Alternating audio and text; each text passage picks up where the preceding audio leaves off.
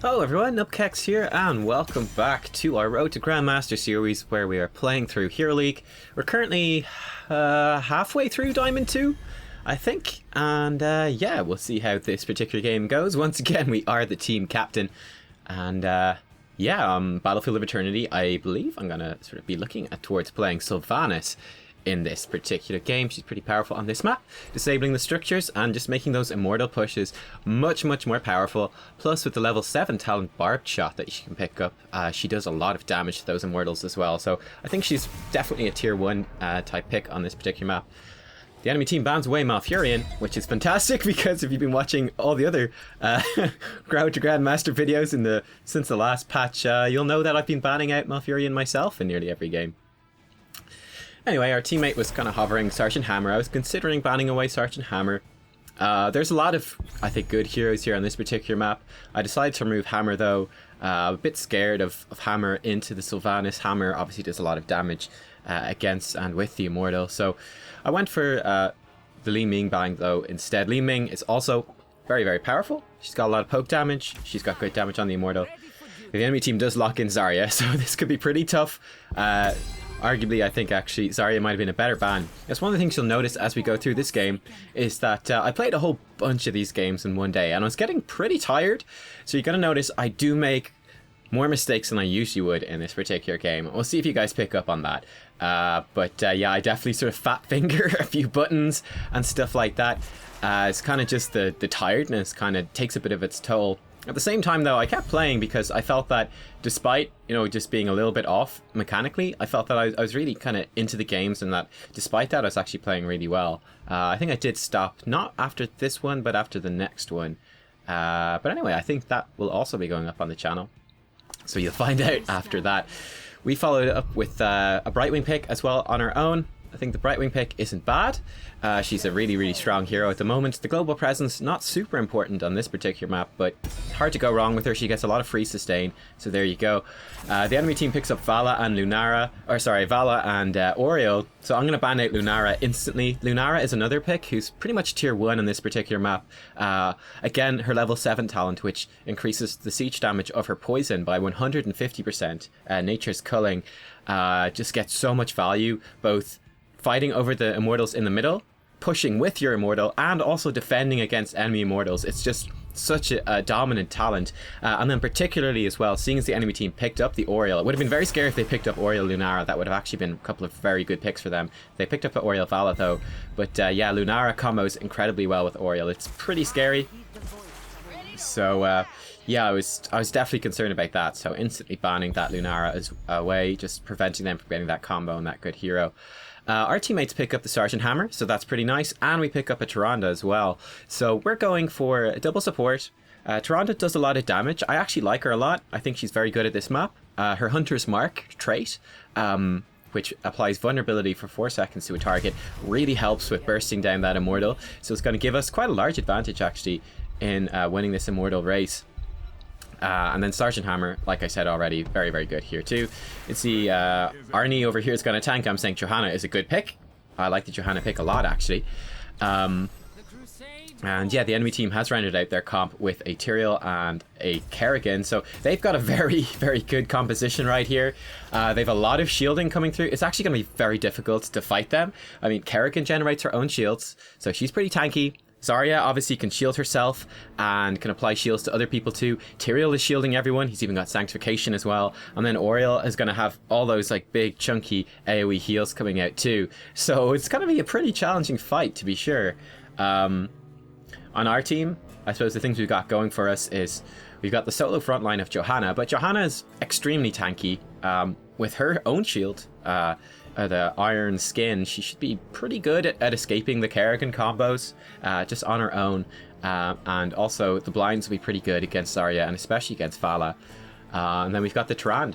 The Tyrande could really mix this game up essentially.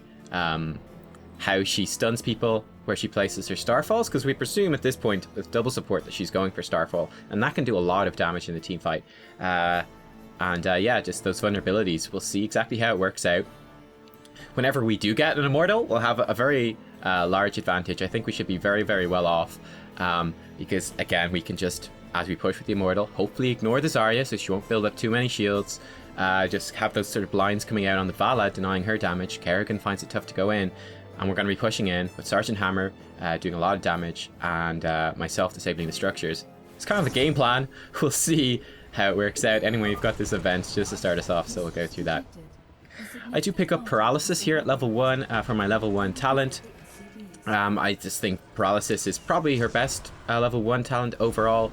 It improves the duration of her Black Arrows, her trait, by 75%, so moves it from a 1 second duration to a 1.75 second duration. It's going to be really nice to just make it that bit easier to safely disable those forts as we're pushing in with the Immortals. I don't have to be attacking the fort myself every second. I've got a bit more breathing room to reposition, to poke a bit at the enemy heroes, everything like that. So I think it's a nice choice here for this map.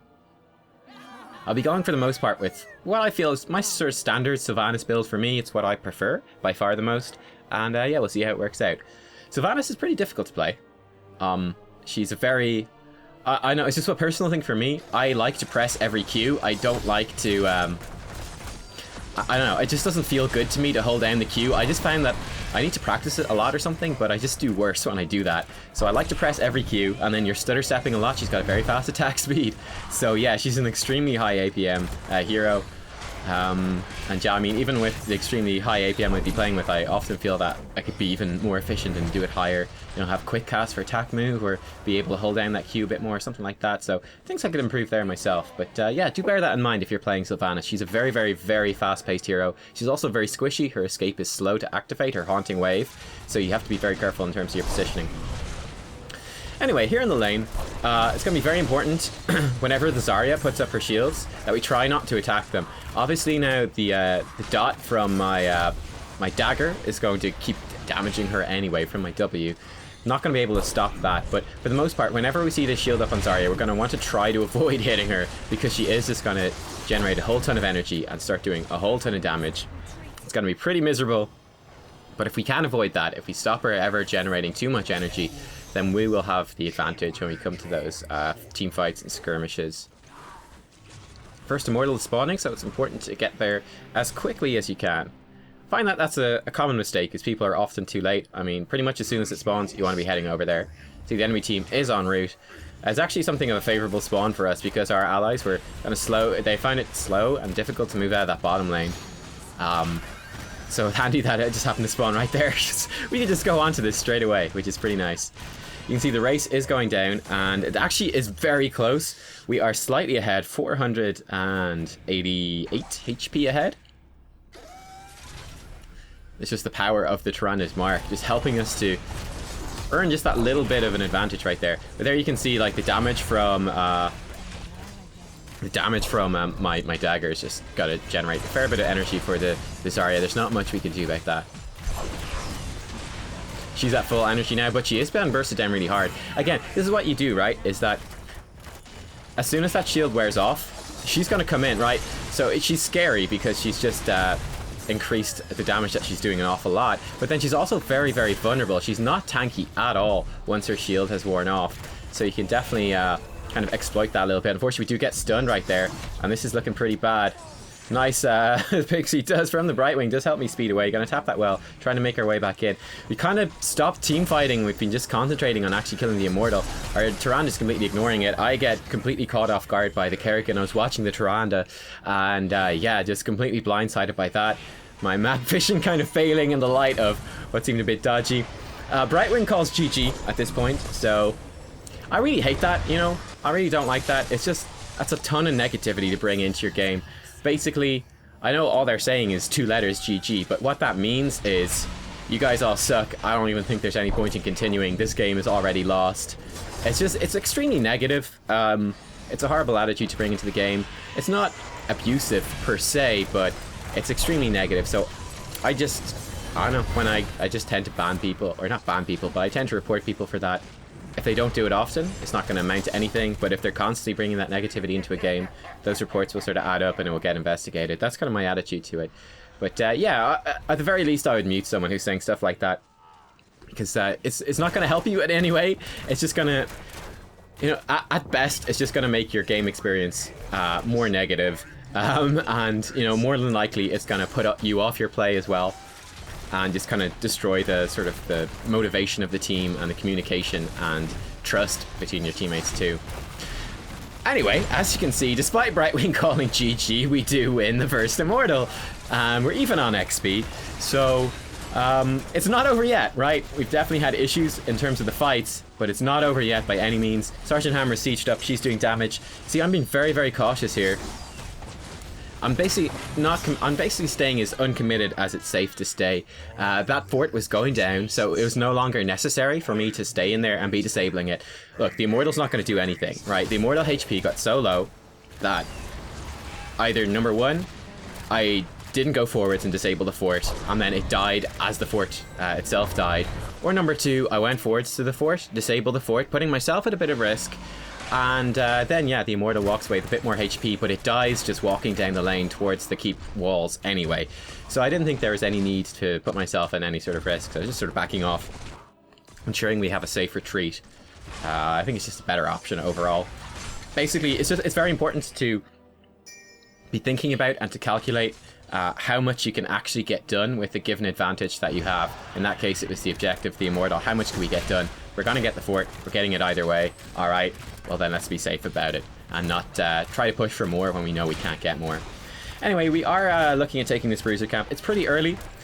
Basically, the way you want to use the bruiser camps on this particular map is to pick them up before the Immortals spawn. Anyway, you can see that I'm saying there's no fort anyway. So that camp has a long way to push down the lane. And there's actually quite a lot we can do on the map in the meantime while that bruiser camp is doing its thing. You see that, for example, that the enemy team was down at that bottom siege camp. We could potentially invade it down there and try to make something sort of aggressive happen. Alternatively, we could try to invade them at their bruisers. And it's looking kind of likely now that either because we came down here, that bruiser camp's actually pushed quite far down the lane with the help of Johanna, but either the enemy team has to take their own bruisers and they're going to be late to the Immortal phase. They're going to be late because they have to deal with our bruisers as well, and that's going to give us an advantage in this particular race. You can see they actually rotate a lot of their heroes up to deal with that bruiser camp. Far too many, I would say. I would say that one hero is more than enough to deal with that usually, presuming they've got decent wave clear. But here you go, and as you see, the bruiser camp take that early on actually worked out really well.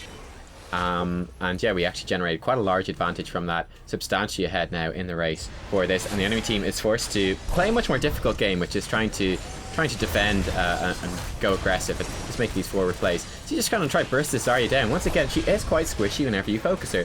It's even possible at times to just burn through her shield, right? Even though it is giving her energy, if she's out of position enough, you can just burst her down, and if you do burst her down enough, she's not going to be able to actually act on the shield and achieve anything with it. Unfortunately, we do lose two teammates in this sort of situation. At this stage, I'm taking a bit of a risk here. I was basically saying that, look, oftentimes, I was banking on the enemy team making a bit of a mistake. I thought it'd be fairly safe. Unfortunately, Sergeant Hammer has arrived and sieges up and just gets exploded. We go in to try to save her. It looks like I'm probably going to die here too. No, never mind. Okay, I do make it out. But yeah, I was basically banking on the enemy team making a mistake there. More than likely, if we'd done nothing, if we'd sat back and waited for people to respawn, again, I'm going in again, once again, banking on the possibility they're making a mistake and getting punished for it. Oftentimes what teams will do is they'll win the fight and then they'll send too many heroes to attack and they won't leave enough to defend. So basically I was trying to exploit that. I was going, let's take a risk to win this Immortal and see that, okay, I'm going to go in, and if the enemy team haven't sent enough people to deal with this, I'm going to get a lot of damage down this Immortal and we might actually win it. Just so happened, I think the first time I went in it was fine. I think that Sergeant Hammer though left herself out of position, and then us trying to save the Sergeant Hammer made that go really wrong, and then at that point it was quite awkward. The enemy team obviously realized what I was trying to do and countered it, but I think the initial idea there was actually pretty good. You see I'm kind of checking out the stats and stuff as well, trying to figure out exactly what's happening in this game.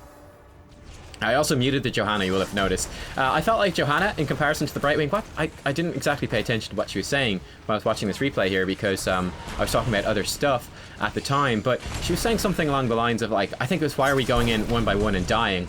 I think in comparison to just saying GG, I don't think it's just this pure negative thing. It's obviously a bit negative in tone, for sure, but at the same time, it's still constructive. It's still a tactical, strategic question. So I don't mind that as much. I don't think that's like just saying a nasty thing, just bringing negativity into the game. I think it's actually bringing tactical and strategic value. So I don't mind that. At the same time, I don't want to listen to it. I know why I was doing it. I don't really want to explain it to her. Yeah, I don't really want to deal with it when people are being negative. And again, potentially the Brightwing is contributing more negativity in the chat I'm not seeing, and I don't want to deal with that either. So I just muted her in this case. I'm just going to play the best game I can, not worry about what other people think or say or do. We'll see what happens. Sergeant Hammer, once again, I didn't feel like this Sergeant Hammer player was very good. She's sieged up really aggressively constantly, and she's just getting punished really, really hard. At this point, I should have used Haunting Wave to try to escape, and I didn't, and I get blown up. So that was, at the same time as I'm criticizing someone else, definitely a misplay on my part.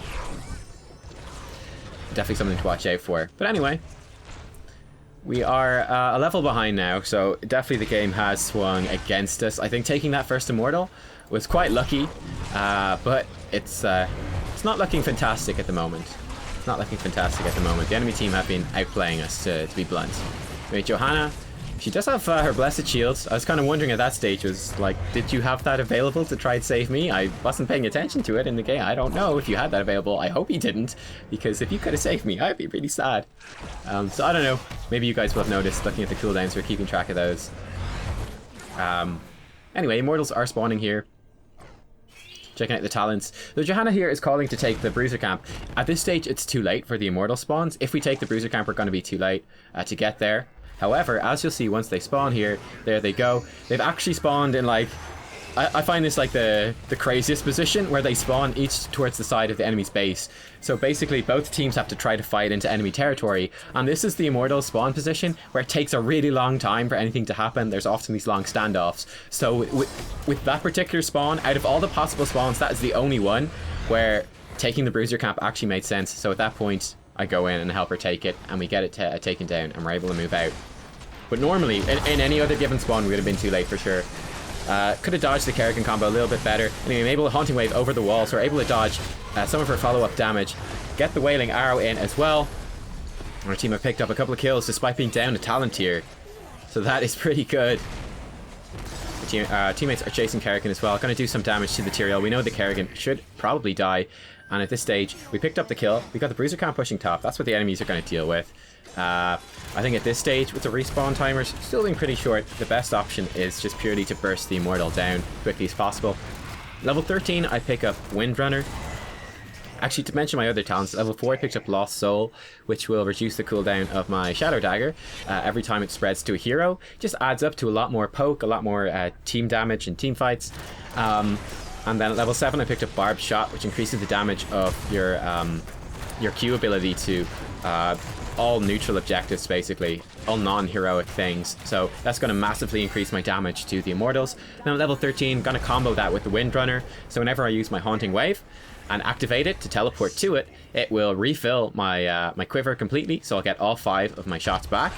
And then I'll also get a second use of the Haunting Wave. So this is, you'll see me using it on the Immortals. I'll Haunting Wave, I'll basically fire all my Qs on the Immortal, Haunting Wave through, fire my new set of Qs, Haunting Wave back through, then fire a new set of Qs. And it's going to add just a ton of damage to the Immortal, and it's going to really help us with this race, be a lot of burst damage. You'll see in team fights as well, I'll be using it to try to reposition and also refill those Qs, both of them at the same time. Hit the enemy team with the Wailing Arrow as they come out of the Sanctification. They're stacked up nicely for that and just kind of denying the counter engage. A step outside of Oriel's Crystal Aegis to just minimize the damage plus the energy that she's going to generate off of that.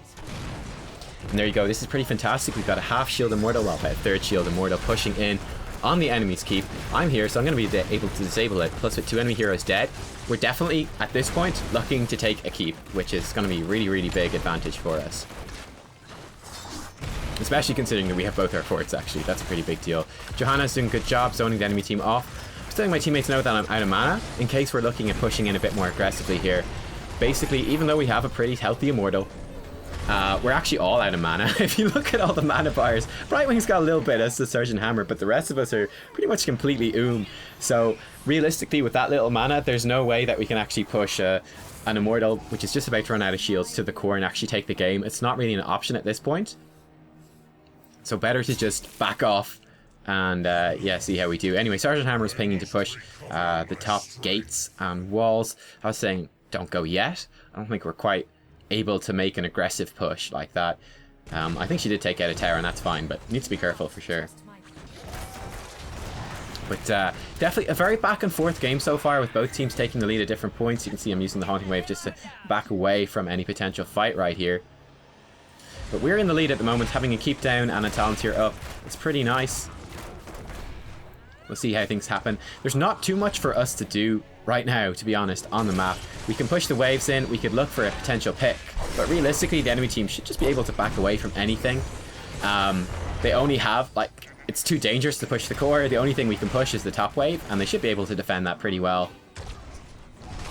We could look at maybe running down and grabbing that siege camp. Actually, that's what I'm pinging right now. So worth trying to take that or steal that before this happens. Our teammates are actually doing the other option. I think it's a good option, which is setting up a trap here. You see, I'm trying to bait it a little bit, trying to disguise it and hide it. And we actually catch the Zarya out of position. I fired the wailing arrow in. I was hoping to actually catch the Oriole. I actually missed. A bit scared of the Kerrigan. Throw some damage down onto her and then back off. I actually was being a bit too scared right there. Could have gone more aggressive and maybe even picked up a kill. I think at this point though, better safe than sorry. We are a hero up. So that means that we should once again win this immortal phase. And if we win the immortal phase well, with a nice shield on it, we should once again probably win the game. In fact, we're actually able to just push straight onto the keep right here, which is a pretty massive deal. If you can take the keep out, the immortal should basically ensure us the game. And there we go, the keep falls down. Sergeant Hammer is just wailing on it. They should just get caught in the Kerrigan combo, but a lot of return damage coming in. So once again, just being a little bit cautious about how much we commit here. Gonna retreat and grab that. Retreat is not weakness, it is strategy. At this point, I'll be able to do a bit of damage to the immortal, but I'm gonna have to be pretty careful because the enemy team is kind of on the way. So there you go, just kind of trying to stay near to my allies, not going to position too much to the left of that immortal where the enemy team could come from and could gank me. But you can see we do a lot of damage here. We're burning this down very, very quickly. Didn't quite use that Haunting Wave properly, or that one was kind of timed badly with the stun. So a little bit inefficient there, but things are going to be okay. I'm letting my teammates know that Wailing Arrow is coming up soon. The enemy team is almost definitely going to have to look to fight us and wipe us at this point. If we capture a full health immortal, they're basically going to wreck us. Once again, we get the same immortal spawn I was talking about before, so we're going to focus down this bruiser camp and get that push and get a bit of pressure created on the map. We saw that the enemy Vala was actually back in her base having to deal with that as well. They're almost definitely picking up their bruiser camp. Oh, maybe not. They're just defending. They're literally just sitting and waiting for us. Basically, their only hope is to actually just win a team fight dramatically at this stage. An immortal is going to be game for us. However, looks like that's exactly what they're doing. Tehran goes down. I fire my Haunting Wave the wrong way, so that's going to be on cooldown. Not going to get any of those Windrunner procs. Just trying to do what damage I can to this Zarya. I get the silence in on top of her. Tyrael is diving me, however. Not the best position for me. I'm actually going to dash over the wall. A little bit scared right here. Trying to back away here. Sergeant Hammer gets caught in that, and then a really nice expulsion zone from the Zarya, which is going to do a lot of damage. I'm taking some splash damage just from the Zarya, I think, or the Vala, and Vala does pick me off before I'm able to escape over the wall. So that's pretty much exactly what we didn't want to happen. And it's exactly what the enemy team needed to do, so we definitely did not play that well. But now, they will definitely get this immortal. So instead of us getting the game-winning immortal, they wipe us 4-0, I think it was. They basically get this immortal after it looked like we really ought to get it. And yeah, it's going to give them a really big opportunity to come back in this game. Well played by them, I have to say. You can see I'm just trying to investigating the cooldown, seeing what's going to be up on cooldown, what's going to be ready for this immortal defense. Luckily, the shields are pretty weak.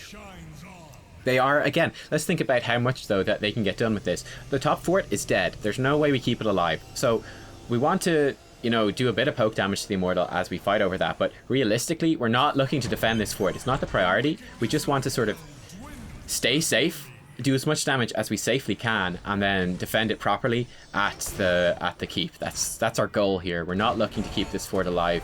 It would be crazy to commit that much to keeping it alive. And again, the enemy team's got a very strong team fighting comp, so we want to be careful about that. I was kind of considering maybe going a bit aggressive here, but I do turn against that idea. We can see down the bottom, by the way, Brightwing was split pushing. There we go. She actually, pretty risky, actually. They sent 2 heroes to deal with her, which means that they don't get as much out of the immortal as they could have. And Brightwing, luckily with a good Emerald Wind and a teleport out, is able to escape. Could have been pretty bad, though. If she got stunned out of that, she would have died. But she played it well. And the sort of risky, slightly risky position she was in does pay off for her. I think it's worthwhile to try, because again, if they devote enough resources to actually kill her down bottom, it's going to really minimize what they can do with the immortal. So we take the top siege camp. That's going to be pushing in. The enemy team probably looking at pushing down bottom, or they're setting up a trap or doing something. But it makes sense for us to come down bottom. We can clear up the bruiser camp. We can look at maybe stopping them taking that siege camp. And unless they send a hero up to that top lane to deal with it, that's going to push in and start doing some work. So they definitely need to watch out for that. I have waiting arrow ready, and once again I'm going to be looking to hopefully silence their backline and to not have it be cancelled by the sanctification. There we go. Our teammates engage, get the silence in. Actually almost burst down the Zarya before she's able to pop her shield. She gets saved pretty much at the last second by the enemy team's Oriole right there. Also, again, you can see me just throwing down a ton of damage on this Zarya, just making it really difficult for her to actually engage into this fight. You just get a couple more shields to keep her alive through that. But we do pick up the kill on the Tyrael, so that's pretty great. And we have level 20 now. So at least for a little while, we should have the advantage here. We have that camp pushing in top, so they're going to have to deal with that. I'm going to scout out this bottom bit with the Haunting Wave. They might have been laying a trap, but we saw Kerrigan was in top lane, so figuring that it's probably worth the risk to scout it out anyway. Take the siege camp and have that pushing in. So the top has been cleared by them. We are hero up though. We have a siege camp pushing in bottom, which they'll have to eventually deal with. And we're able to just go and start racing this immortal. And it looks like we ought to win the immortal race, especially with them being a hero down. Using that Windrunner proc. Maximizing the damage on the immortal. And that is how the two teams compare. You can see we win the race quite substantially. Oh, this is another good tip actually. Good me talking in the game. But yeah, effectively, Johanna does almost no damage to the immortal. So what she should be doing while we're doing that is she can just go in and just kind of like get in their way, try to distract them. She has Iron Skin, so she should be completely safe. And she can, you know, throw in those blinds, which will just deny the Vala for a couple of seconds from doing much damage to the immortal. It should get a lot of value. The Sanctification actually cleanses the silence off the enemy team, so that's something to be worth noting, is that you have to be careful about that.